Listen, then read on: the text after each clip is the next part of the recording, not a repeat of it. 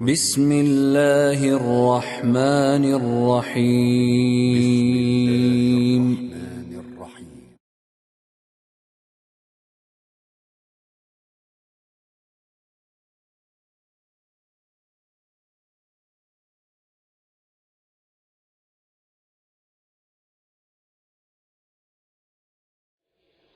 Пусть Аллах проявит к вам добро. Спрашивающий говорит: уважаемый шейх, ассаляму алейкум ва рахматуллахи ва баракату.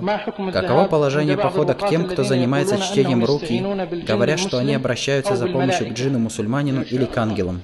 Ангелы прислуживают им, и джинны-мусульмане прислуживают им в их просьбах. Все это хитрость шайтана, и это недозволено. Нельзя прибегать за помощью никому, кроме Аллаха. Не прибегается за помощью к отсутствующему, к мертвому. Однако прибегается за помощью к Аллаху или к живому, присутствующему, который способен помочь.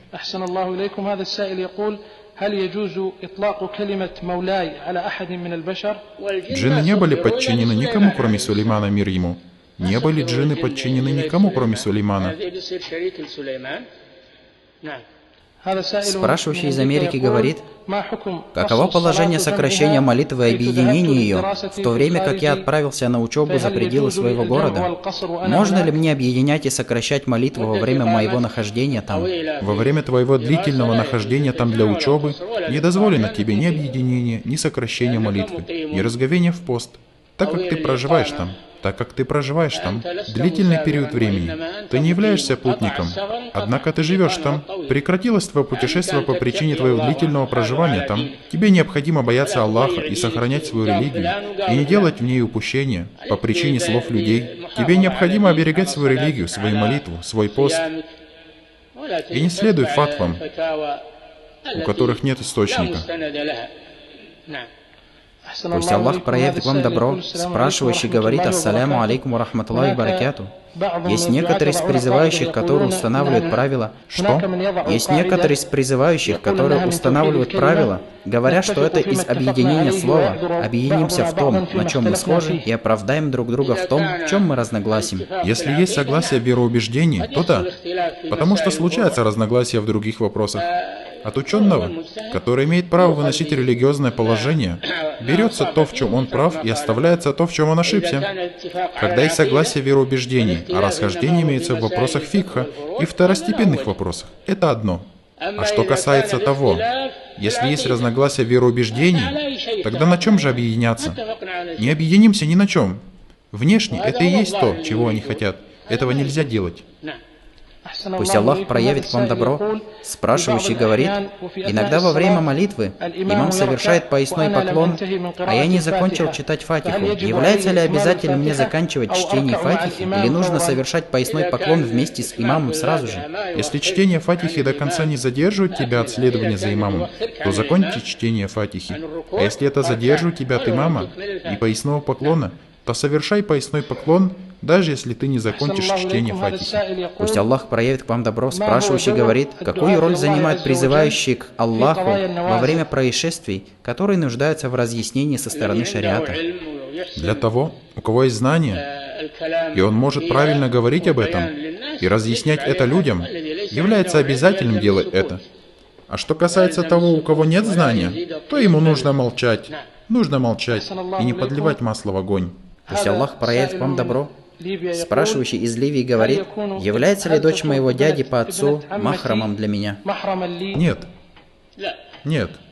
Дочь твоего дяди по отцу не является для тебя махрамом, кроме как если вы являетесь родственниками по грудному вскармливанию. Если у вас есть связь по грудному вскармливанию, то ты являешься махрамом для нее по причине грудного вскармливания.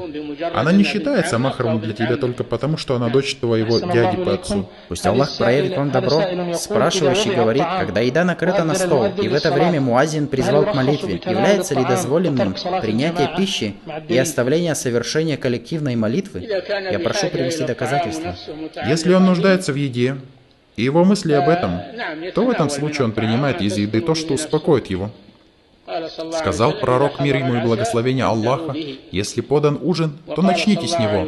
И также он сказал: нет молитвы во время, когда подана еда и когда он сдерживает справление нужды. Однако не нужно делать, чтобы время еды совпадало со временем молитвы. Это разрешается только если произошло в некоторых случаях, непреднамеренно. А что касается того, если делать время еды соответствующим времени молитвы, то это недозволено. Пусть Аллах проявит вам добро. Спрашивающий говорит: я хотел бы узнать, где лучше совершать молитву во время сильного дождя, с коллективом в мечети или дома? Если для тебя есть вред в выходе из дома, совершай молитву дома. Если же нет для тебя вреда, то обязательным для тебя является посещение коллективной молитвы. Пусть Аллах проявит к вам добро. Спрашивающий говорит: моя жена не хочет детей, у меня от нее есть один ребенок. Она объясняет свое нежелание иметь детей тем, что в нынешнем положении мы не можем прокормить ребенка, а также расходовать на него и тому подобное. Каково положение ее слов? Что касается ребенка, то его пропитание на Аллахе, а не на отце и на матери. А что касается того, что она не хочет беременеть, есть лечение этому. Заключи брак с еще одной женщиной.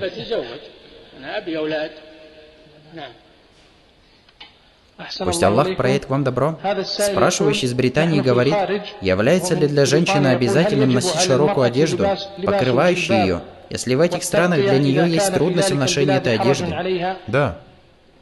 Для нее является обязательным покрытие и ношение хиджаба в любой стране, потому что она мусульманка и не должна предпочитать что-либо над своей религией и честью. Пусть Аллах проявит к вам добро. Это спрашивающий, также находящийся за границей, говорит: у меня есть брат, который не совершает молитву и не держит пост. Он живет со мной в одном доме. Что мне делать с ним? Либо уходи ты, либо пусть уходит он, в то время как он не постится и не молится. Он не является мусульманином. Как ты можешь жить с ним? Пусть Аллах проявит к вам добро. Спрашивающий из Ливии говорит: каково положение того, что я совершаю молитву дома и не иду в мечеть для совершения ее с коллективом по причине моего страха из-за смуты, которая происходит у нас? Как об этом уже было сказано, если для тебя есть вред и ты боишься за себя, совершай молитву дома. Пророк, мир ему и благословение Аллаха, сказал: кто услышал призыв на молитву и не пришел на нее, то нет для него молитвы, кроме как если у него было оправдание. Спросили Ибн Аббаса: а что является оправданием? Он сказал: страх или болезнь. Пусть Аллах проявит к вам добро. Этот спрашивающий говорит: противоречит ли убеждению Ахли Сунна валь Джамаа любовь к одному из сподвижников больше, чем к другому, вместе с убежденностью в том, что все они имеют достоинство? Нет, одни сподвижники лучше, чем другие, и любовь к ним больше, как Абу Бакр Сиддик и праведные правители, 10 обрадованных раем, те, кто участвовал в битве при Бадре, и те, кто давал присягу Ридван в Худайбии, и совершившие переселение. У них больше достоинства, нет в этом сомнения.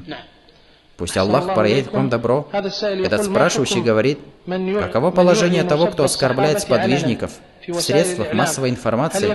Считается ли он неверующим за совершение этого?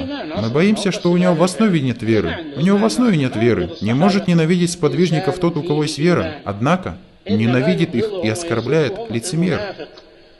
Пророк, мир ему и благословение Аллаха, сказал: ненависть их лицемерие. Это не мусульманин, это лицемер, да упасет нас Аллах, даже если он приписывает себя к исламу. Пусть Аллах проявит к вам добро. Этот спрашивающий говорит: я дал обет, что если я получу то, что хочу, то буду поститься 40 дней. Но я не могу поститься, и на это нет никакой причины. Могу ли я чем-то заменить пост? Ответьте на мой вопрос. Пусть Аллах вознаградит вас. Как он говорит, что не может держать пост без какой-либо причины? То есть нет никакой причины? Значит, он может поститься, и это для него является обязательным. Сказал пророк, мир ему и благословение Аллаха: кто дал обет подчиниться Аллаху, пусть подчинится ему. Это подчинение, и для него является обязательным выполнить это.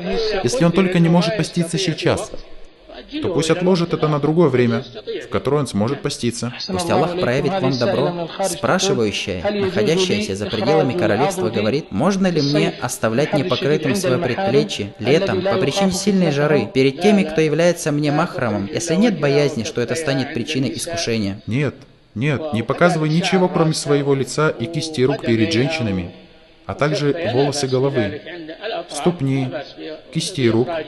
Нет в этом ничего страшного.